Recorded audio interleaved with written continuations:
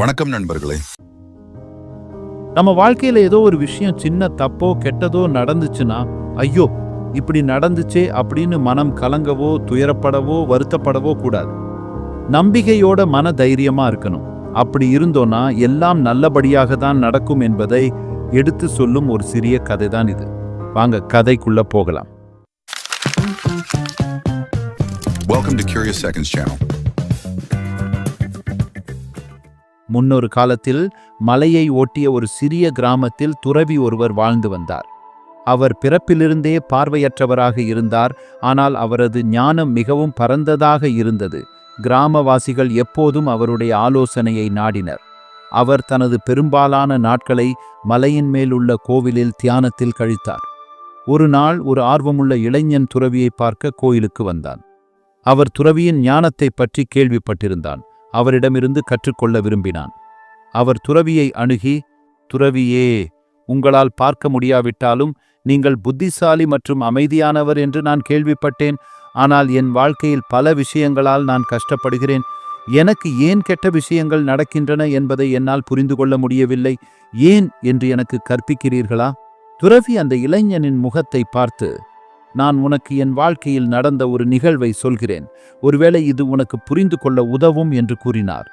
பல ஆண்டுகளுக்கு முன்பு நான் இளமையாக இருந்தபோது நான் கிராமமாகச் சென்று பல பெரிய ஞானிகளை சந்தித்து அவர்களுடன் பழகி அவர்களின் அறிவை பெற்றுக்கொண்டேன். ஒரு நாள் செங்குத்தான மற்றும் பாறைகள் நிறைந்த மலைப்பாதையை கண்டேன். நான் பயணத்தை தொடங்கும்போது பலமுறை தடுமாறி விழுந்தேன். ஒவ்வொரு அடியிலும் என் உடல் வலியை உணர்ந்தேன். என் இதயம் கனத்தது. ஆனால் பின்வாங்குவதற்கு பதிலாக அந்த நேரத்தில் மெதுவாக முன்னேறி செல்ல என்னை ஊக்கப்படுத்தி கொண்டேன். பல மணி நேர போராட்டத்திற்கு பிறகு நான் இறுதியாக மலையின் உச்சியை அடைந்தேன். கீழே உலகத்தின் அழகிய காட்சியை கண்டேன். ஆனால் நான் மட்டும் மேலே இல்லை. அங்கே ஒரு முதியவர் அமர்ந்திருந்தார். அவர் புன்னகையுடன் என்னை பார்த்து, நீ செய்துவிட்டாய் என்று கூறினார். ஆனால் சொல்லுங்கள், இந்த மலையின் மீது நீங்கள் எப்படி வந்தீர்கள்? நான் பதிலளித்தேன், நான் கண்ணு தெரியாத குருடன். அதனால் நான் என் கைகளையும் கால்களையும் நம்பி மேலே சென்றதை உணர்ந்தேன். நான் பாதையின் அழகை பார்க்கவில்லை, கற்களையும் போராட்டங்களையும் மட்டுமே பார்த்தேன். முதியவர் மீண்டும் புன்னகைத்து, அந்த உடைந்த பாதைதான் உன் வாழ்க்கையின் ஆசிரியர். அது இல்லாமல் பொறுமை, வலிமை மற்றும் விடாமுயற்சியின் பாடத்தை நீங்கள் கற்றுக்கொண்டிருக்க மாட்டீர்கள். பாதை எளிதாக இருந்திருந்தால் பயணம் எவ்வளவு முக்கியமானது என்பதை நீங்கள் புரிந்து கொள்ளாமல் இருக்கலாம். வாழ்க்கையும் அதே வழியில்தான் செயல்படுகிறது. உடைந்த அல்லது வலிமிகுந்த பாதை போல் தோன்றுவது உண்மையில் நீங்கள் வளரவும் கற்றுக்கொள்ளவும் உதவுகிறது. காலப்போக்கில் நீங்கள் எதிர்கொள்ளும் போராட்டங்கள் உங்கள் நலனுக்கானவை என்பதை நீங்கள் காண்பீர்கள். துறவி சிறிது நேரம் நின்று அந்த இளைஞனை பார்த்தார். இப்போது புரிகிறதா என்று கேட்டார். அந்த இளைஞன் ஆழ்ந்து நெகிழ்ந்து தலையசைத்து, ஆம் துறவியே, எனக்கு புரிகிறது. என் வாழ்க்கையில் துன்பம் போல் தோன்றியது உண்மையில் ஒரு ஆசிரியர். ஒவ்வொரு கஷ்டத்திற்கும் ஒரு நோக்கம் உண்டு. துறவி புன்னகைத்து, சரியாக, நினைவில் கொள்ளுங்கள், நடப்பதெல்லாம் நன்மைக்கே, எல்லாம் நன்மைக்கே நடக்கும். வாழ்க்கை உங்களுக்கு பல பாதைகளை கொடுக்கும். சில பாறைகள் மற்றும் மற்றவை மென்மையானவை. ஆனால் ஒவ்வொருவருக்கும் ஒரு பாடம் உள்ளது. அதை நீங்கள் நம்பும்போது எந்த புயலின் மத்தியிலும் அமைதியை காண கற்றுக்கொள்வீர்கள். வாழ்க்கையின் சவால்கள், போராட்டங்கள் மற்றும் துரதிர்ஷ்டங்கள் கூட தடைகளாக பார்க்கப்படாமல் நமது வளர்ச்சியின் இன்றியமையாத பகுதிகளாக கருதப்பட வேண்டும் என்பதை கதை நமக்கு கற்பிக்கிறது. மலையின் மீது உடைந்த பாதையைப் போலவே வாழ்க்கையின் ஒவ்வொரு கடினமான சூழ்நிலையும் நம்மை வடிவமைத்து மதிப்புமிக்க பாடங்களை கற்பிக்கிறது. நடப்பதெல்லாம் நன்மைக்கே. எல்லாமே ஒரு காரணத்துக்காகவே நடக்கும். இந்த நேரத்தில் நமக்கு புரியவில்லை என்றாலும் அது நம் நன்மைக்கே. வாழ்க்கையின் கடினமான தருணங்கள் எவ்வாறு முக்கிய ஆசிரியர்களாக செயல்படுகின்றன, வளர்ச்சி, வலிமை மற்றும் ஞானத்திற்கு நம்மை வழிநடத்துகின்றன என்பதை இந்த கதை தெரிவிக்கிறது. உடனடி வலிக்கு அப்பால் நம்பிக்கை, பொறுமை மற்றும் பார்ப்பதன் முக்கியத்துவத்தை இது வலியுறுத்துகிறது. துறவியின் அமைதியும் இளைஞனின் மாற்றமும் வாழ்க்கையின் சவால்களை திறந்த மனதுடன் ஏற்றுக்கொள்ளும் அழகை எடுத்து காட்டுகிறது. இந்த உலகத்தில் நடக்கிற எல்லா நிகழ்வுகளுக்கும் ஏதோ ஒரு காரணம் இருக்கு. எந்த காரணமும் இல்லாம இங்கே எதுவும் நடப்பதில்லை. நடப்பதெல்லாம் நன்மைக்கே என்று நம்பிக்கை கொள்ளுங்கள். நம்பிக்கை நமக்கு துணிச்சலை தரும், துணிச்சல் வெற்றியை தரும். மலையின் அருகே அமைந்திருந்த ஒரு சிறிய கிராமத்தில் மணி வாழ்ந்து வந்தான். அவனுக்கு வயது 12. ஒரு நாள் அவனுடைய அப்பா மரத்திலிருந்து விழுந்து காலில் காயப்பட்டது. இதனால் அவருக்கு வேலைக்கு செல்ல முடியாத நிலை வந்தது. மருத்துவ செலவுகளுக்காக அவர்கள் வீட்டு இருந்த வைக்கோல் வரைக்கும் விற்க வேண்டியதாயிற்று. அம்மா, நாம் என்ன செய்வோம்? மணி கண்ணீர் விட்டு கேட்டான். அவனது அம்மா அவன் தலையை தடவி கொடுத்து கொண்டே, மணி, இங்க பாருப்பா, கஷ்டங்கள் என்பது மழைத்துளிகள் போன்றவை. நம்மை நனைக்கும், ஆனால் நம்மை வளமாக்கும் என்றாள். அடுத்த நாள் காலையில் மணி கிராமத்தில் இருந்த துறவியை சந்திக்க சென்றான். துறவி ஒரு பழைய ஆலமரத்தடியில் அமர்ந்திருந்தார். அவரிடம் மணி தன் கஷ்டங்களை சொன்னான். துறவி சிரித்துக்கொண்டே ஒரு வாழை இலையை எடுத்தார். அதில் ஒரு சிறிய துளையை போட்டார். பிறகு மணியிடம் துறவி சொன்னார், இந்த துளை வழியாக மழைத்துளி விழுந்தால் என்ன ஆகும் என்று கேட்டார். மணி தலையை அசைத்து சொன்னான், துளை பெரிதாகி இலை கிழிந்துவிடும் என்றான். அதன் பிறகு துறவி, சரி, இந்த இலையை இப்படி வளைத்தால் என்னவாகும் தம்பி என்று கேட்டுக்கொண்டே துறவி இலையை சிறிது வளைத்தார். அப்போது அந்த சிறிய துளையில் விழுந்த நீர் வழிந்து ஓடியது. பிறகு துறவி மணியிடம் மெதுவாகச் சொன்னார், கஷ்டங்களும் இப்படித்தான். நாம் உறுதியாக இருந்தால் அவை நம்மை தாண்டி ஓடிவிடும். ஆனால் நாம் வலுவிழந்தால் அது நம்மை துளைத்துவிடும் என்றார். மணிக்கு துறவியின் வார்த்தைகளை கேட்டபின் நம்பிக்கையும் மன தைரியமும் கிடைத்தது. மணி வீடு திரும்பிய போது அவனுக்கு ஒரு யோசனை தோன்றியது. அவன் கிராமத்தில் இருந்த கடைக்கு சென்று தன் பழைய பள்ளி புத்தகங்களை விற்று சில காய்கறி விதைகளை வாங்கினான். அவன் தன் வீட்டின் முன் இருந்த சின்ன முற்றத்தில் அவன் அம்மாவுடன் சேர்ந்து ஒரு சிறிய தோட்டம் அமைத்தான். முதல் வாரம் கடும் வெயிலில் பல செடிகள் வாடின. மணிமனம் சோர்ந்து துறவியிடம் சென்றான். மணி துறவியிடம் நடந்த எல்லாவற்றையும் கூறினான். துறவி அவனை தன் வீட்டின் அருகில் இருந்த கிணற்றிலிருந்து தண்ணீர் எடுக்க சொன்னார். பிறகு மணி துறவிக்கு நன்றி கூறி அங்கிருந்து புறப்பட்டான். வழியில் மணி தன் தோட்டத்திற்கு தண்ணீர் கிடைத்ததை நினைத்து மிகவும் மகிழ்ச்சியாக இருந்தான். மறுநாளிலிருந்து மணி காலையில் எழுந்து அந்த கிணற்றிலிருந்து தண்ணீர் எடுத்து தோட்டத்திற்கு கொண்டு சென்றான். 3 மாதங்களுக்குப் பிறகு அவனது சிறிய தோட்டம் பச்சை கம்பளம் போல் அழகாக தோற்றமளித்தது. அவன் தன் வீட்டின் முன் தன் அம்மாவுடன் சேர்ந்து காய்கறிகளை வியாபாரம் செய்தான். மணியின் தோட்டத்து காய்கறிகள் நல்ல ஆரோக்கியமான காய்கறிகளாக இருந்ததால் கிராமத்தார்கள் மணியிடமிருந்து காய்கறிகளை வாங்க ஆரம்பித்தனர். திடீரென ஒரு நாள் பலத்த மழை பெய்தது. அந்த மழையில் மணியின் தோட்டம் பாழாகிவிட்டது. மறுநாள் அவன் மீண்டும் துறவியிடம் சென்றான். ஆனால் மணியின் முகம் மிகவும் சோகமாக காட்சியளித்தது. மணி துறவியிடம், நேற்று இரவு பெய்த மழையில் என் தோட்டத்தில் தண்ணீர் தேங்கி என் செடிகள் பாழாகிவிட்டது என்று சொல்லியபடி மணியின் கண்களிலிருந்து கண்ணீர் வந்தது.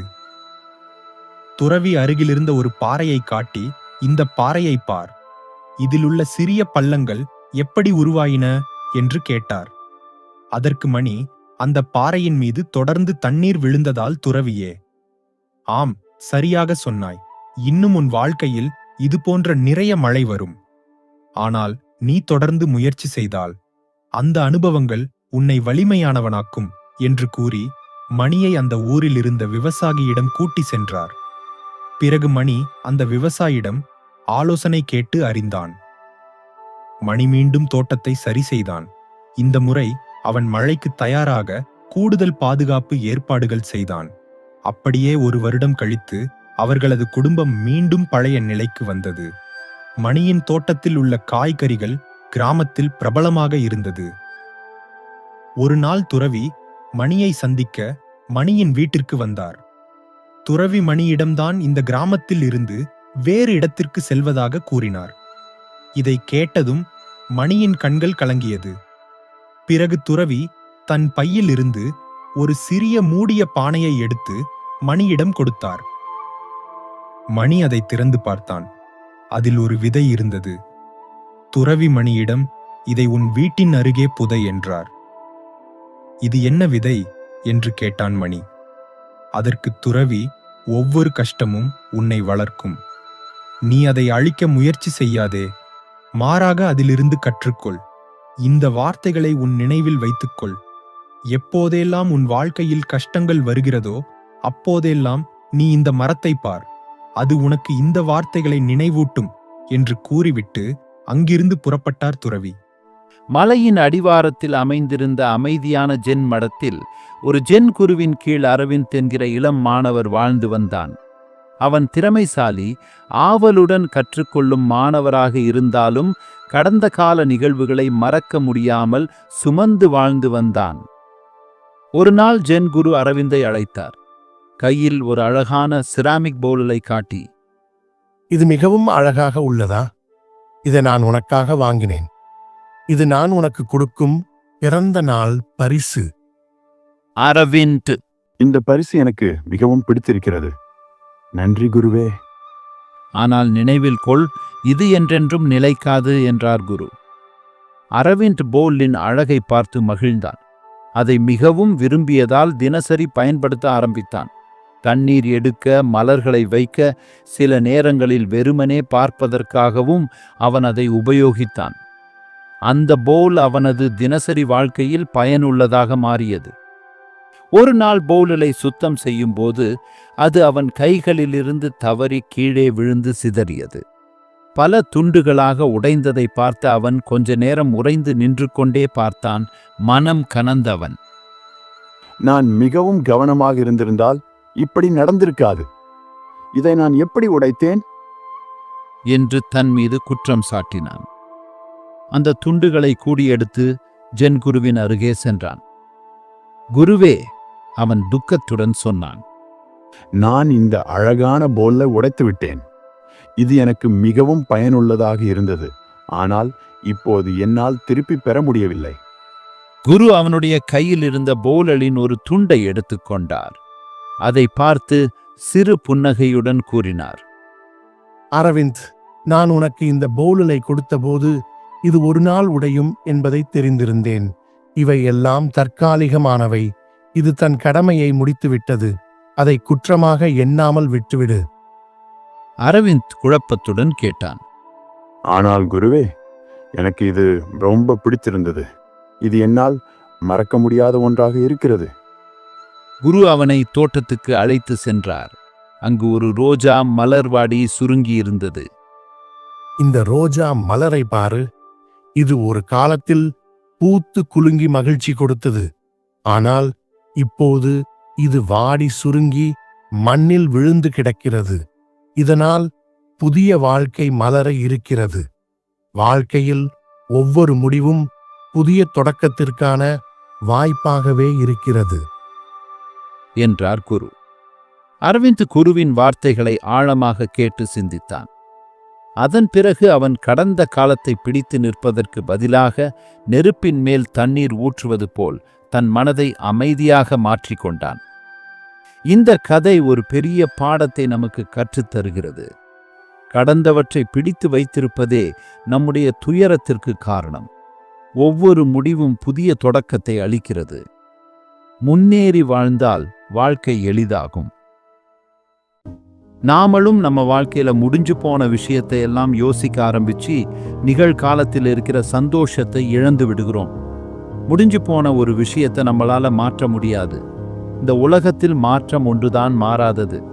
நம்ம வாழ்க்கையும் நாம நினைச்சது மாதிரி நிம்மதியாகவும் மகிழ்ச்சியானதாகவும் மாறும் என்ற நம்பிக்கை நமக்கு வேணும்.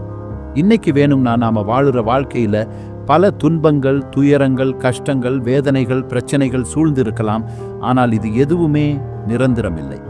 கண்டிப்பா ஒரு நாள் நீங்க விரும்பின வாழ்க்கை உங்களுக்கு கிடைக்கும். முடிஞ்சு போன விஷயத்த மனசுல வச்சு திரும்ப திரும்ப யோசிக்கிறதுனால உங்களுக்கு எந்த பலனும் கிடைக்காது. அதனால உங்க மன அழுத்தம் தான் அதிகமாகும். இதனால உங்க நிகழ்கால வாழ்க்கையும் இழந்து விடாதீர்கள். நாம இந்த உலகத்துல வாழ்ந்து வந்த சக்சஸ்ஃபுல் பீப்புளோட கடந்த கால வாழ்க்கையில அவங்க எவ்வளோ கஷ்டங்கள், தோல்விகள் எதிர்கொண்டிருப்பாங்கன்னு தெரியுமா? உதாரணத்திற்கு நம்ம டாக்டர் ஏபிஜே அப்துல் கலாம் ஐயாவை எடுத்துக்கோங்க. அவருடைய கடந்த கால வாழ்க்கையில எவ்வளவு தோல்விகளை சந்தித்து பிறகு இந்தியாவின் ஏவுகணை நாயகனானார். அதற்கு காரணம் அவர் தோல்விகளை கண்டு துவண்டு விடாமல் அடுத்து என்ன செய்ய வேண்டும் என்று முடிவு எடுத்து வெற்றியை நோக்கி பயணித்தார். இறுதியில் வெற்றியையும் ஈட்டினார். மனிதனாக பிறந்த எல்லாருக்கும் துன்பங்களும் கஷ்டங்களும் வரத்தான் செய்யும். எவர் ஒருவர் அந்த கஷ்டங்களை பற்றி யோசிக்காம தன்னுடைய லட்சியத்தை நோக்கி நகர்கிறாரோ அவருக்கு கண்டிப்பா வெற்றி கிடைக்கும். தோல்விகள்தான் வெற்றியின் முதல் படிக்கட்டு என்பதை மறந்துவிடக்கூடாது. தோல்விக்கு பின் வெற்றி என்பதை நினைவில் வைத்துக் கொள்ளுங்கள். முடிஞ்சு போன விஷயத்தை பற்றி யோசிச்சு துவண்டு மூலையில் கிடப்பதை காட்டிலும் அதை கடந்து போவதே மேல். தன்னம்பிக்கை, விடாமுயற்சியோட ஒரு விஷயத்தை நோக்கி பயணிச்சீங்கன்னா உங்களுக்கு கண்டிப்பா வெற்றி கிடைக்கும். இந்த வீடியோ ஏதோ ஒரு வகையில மோட்டிவேட் பண்ணியிருக்கும் என்று நம்புறேன். மேலும் இது போன்ற நல்ல நல்ல கதைகளை தொடர்ந்து பார்த்து மகிழ இந்த சேனலை சப்ஸ்கிரைப் செய்யுங்கள். உங்கள் கருத்துக்கள் மற்றும் வேறு எந்த மாதிரி கதைகளை பார்க்க விரும்புகிறீர்கள் என்று காமெண்ட் பாக்ஸில் தெரிவியுங்கள். இந்த வீடியோ பிடித்திருந்தால் லைக் மற்றும் உங்களுக்கு பிடித்தவங்களுக்கு ஷேர் செய்யுங்கள். மீண்டும் மற்றொரு வீடியோவில் உங்களை சந்திக்கிறேன். நன்றி, வணக்கம்.